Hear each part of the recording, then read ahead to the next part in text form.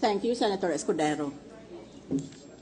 The prosecution will be making an offer of evidence and then it will rest. What all this means is that after it makes its formal offer of evidence, the prosecution will then lie down in front of that first table, face down on the floor, and assume a planking position. To go rigid there, that is called planking. Because tapos ka na, para ka nang namatay, huwag ka nang nagsasalita pa, tapos ka na eh. Ngayon na ako nakarinig ng, we are resting our case, we are making a formal offer, we are resting our case with a reservation. Pag sinabi mong resting your case, tapos ka na. That's an oxymoron to say that you're resting and yet you'll come alive at a certain point at your pleasure. That cannot be done. Hindi ka ba nag-trial notebook? Alam mo naman na gusto mo pala magpresenta ng isang testigo, ba't di mo tinanong noon pa? Ganon yun. To be able to deserve your appearance fee, you have to prepare for every appearance in court. Eh ngayon, paantayin mo kami ng testigo mo. Masyado ka naman swerte sa buhay, hindi ginagawa yan in law practice Ngayon ako nakakarinig itong mga milagro na ito. Maybe it is correct that climate change has already changed everybody's heads. Because I feel like I've just been confronted by a sinkhole. I've never heard this concept before in trial court. At hanap buhay ko yun, araw-araw yun. Sari-saring sinungaling narinig ko. Yun ang hanap buhay ng judge eh. Mukapo ka doon alas 8:30, hanggang alas 12:30, makinig ka ng sinungaling na parehong grupo. Kaya, magdesisyon kami sa impeachment court. If you are going to be allowed to rest, but without your reservation, or if you want to file a motion for everything to be suspended while we wait for the pleasure of your witness, which is unheard of in court. It is an oxymoron to say, Your Honor, we will make a formal offer, then we will rest, which is pursuant to the rules of court, but we will rest with a reservation that we will call on our witness when she is ready. And all of you, honorable men and women, ladies and gentlemen of the impeachment court, have to wait for her pleasure and the pleasure of the prosecution. That's in effect what you are asking us to do. Ba't inyo inanda yan nung Enero? Eh kung yan palang testigo ninyo. Ay kayo naman, oo, nagbibiro kayo. You gotta be joking.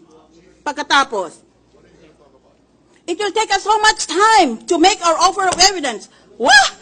For the second time. Wah! Round 2. Kasi, basahin mo lang ang Senate Journal, nandiyan ang verbatim. No offer mo of evidence. Every time you present a witness, you say, offer her for the purpose of this and that. And we will authenticate certain documents with her testimony. Nandiyan yan, kopyahin mo lang sa Senate Journal. Ano problema mo? Have you never been in trial court? If so, can you please make way to somebody who has been in trial court before? That's not a big deal. Andyan na yan sa Senate Journal, kopyahin mo lang yan.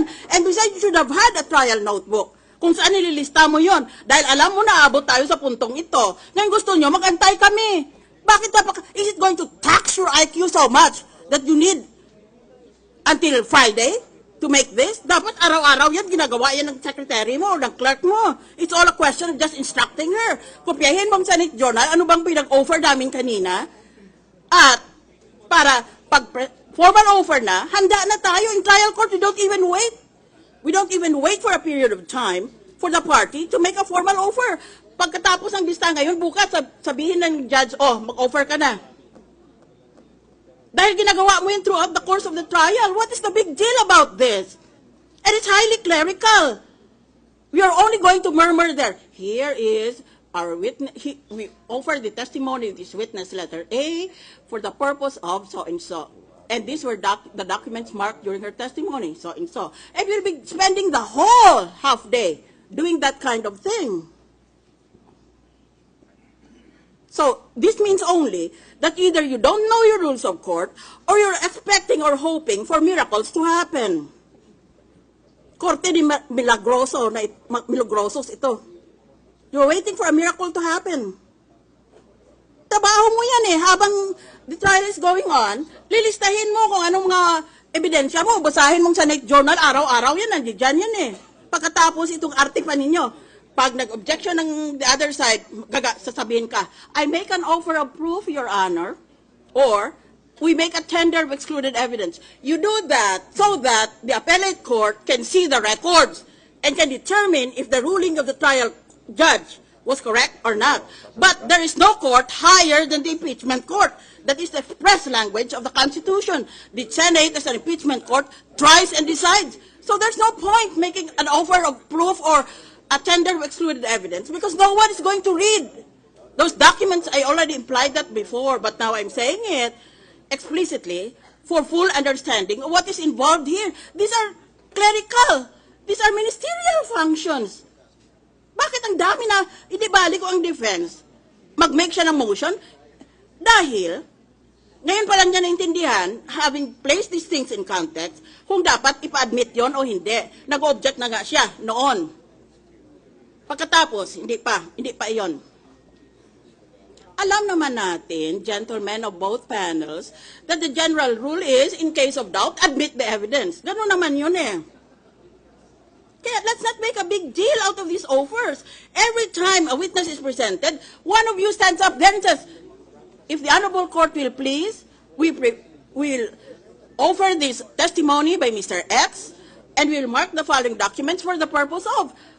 Nag-recite na kamo niyan noon, tapos ulitin pa ninyo. Eh, yun lang eh, pag kahirap-hirap ninyo. Ay, sus Mariusek, where are your neurons? Where are your synapses? Your brains are very, very dark. You know, when you use our brains, the electrical impulses from one neuron jumps to another neuron. That is called a brain activity or a brain wave. Ngayon, kung may brain wave ka, lahat ng utak mo, kumikislap. It's entirely lighted. Ngayon, kung madilim ang utak mo, your neurons are not working.